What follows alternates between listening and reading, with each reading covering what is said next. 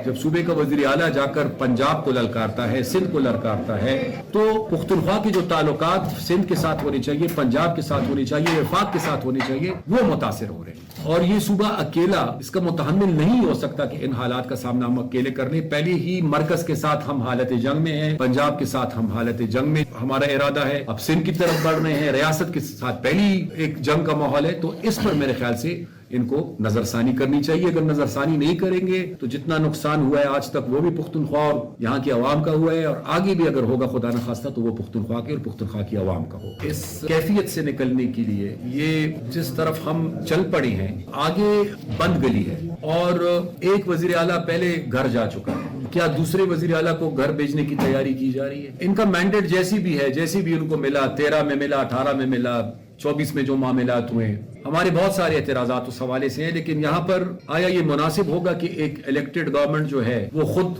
بند گلی میں چلی جائے اور کسی بڑے حادثے کا شکار ہو جائے؟ اور اس بڑے حادثے کے نتیجے میں صرف ایک الیکٹڈ گورنمنٹ حادثے کا شکار نہیں ہوگی، اس صوبے کے اندر جمہوری نظام بھی حادثے کا شکار ہوگا، اور یہ تلخیاں مزید بڑھیں گی۔ تو اس لیے میں سمجھتا ہوں کہ عمران خان کی رہائی جو ہے وہ 9 مئی سے زیادہ یہ اور کتنا وائلنٹ ہو سکیں گے۔ 9 مئی تو پیک تھی نا، تو اگر 9 مئی کے نتیجے میں وہ رہا نہیں ہوئے تو اب کیسے ہوں گے؟ اور اگر اب دوبارہ خدا نخواستہ ایک اور 9 مئی ہو گیا تو کیا حالات پھر ہوں گے؟ تو اس لیے میرے خیال سے بہتر یہ ہے کہ مذاکرات کی طرف جائیں، اور مذاکرات کی میں بات نہیں کر رہا، مذاکرات کو تو ان کو آفر پرائم منسٹر نے دیا ہے۔ پرائم منسٹر نے کہا ہے کہ آ کر مذاکرات کریں، اسپیکر نیشنل اسمبلی نے کہا ہے کہ آ کر مذاکرات کر لیں، رانا ثناءاللہ صاحب نے تو اس دن یہاں تک چلیں گے کہ انہوں نے تو 5 نام بھی دے دیے کہ جی یہ 5 لوگ بیٹھے اور مذاکرات کر لیں، مسئلے کا حل ڈھونڈ لیں۔ تو مذاکرات سے ہی ایک حل نکلے گا، سیاسی لوگ آپس میں بیٹھیں گے تو حل نکلے گا، کنفرنٹیشن سے کچھ حاصل نہیں ہوگا۔ اور پھر اس میں بھی کنفیوژن یہ ہے کہ محمود خان اچکزئی صاحب اور بیرسٹر گوہر کہہ رہے ہیں کہ مذاکرات ہونی چاہیے،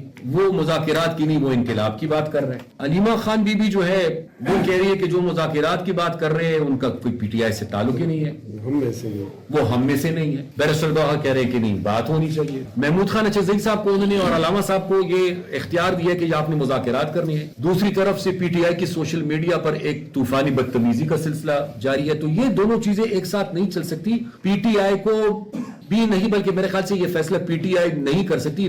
پی ٹی آئی بیسیکلی ایک ہی آدمی کا نام ہے جس کا نام عمران خان ہے۔ بیسیکلی عمران خان صاحب نے یہ فیصلہ کرنا ہوگا کہ انہوں نے مذاکرات کرنے ہیں یا انہوں نے خدا نخواستہ جنگ کرنی ہے۔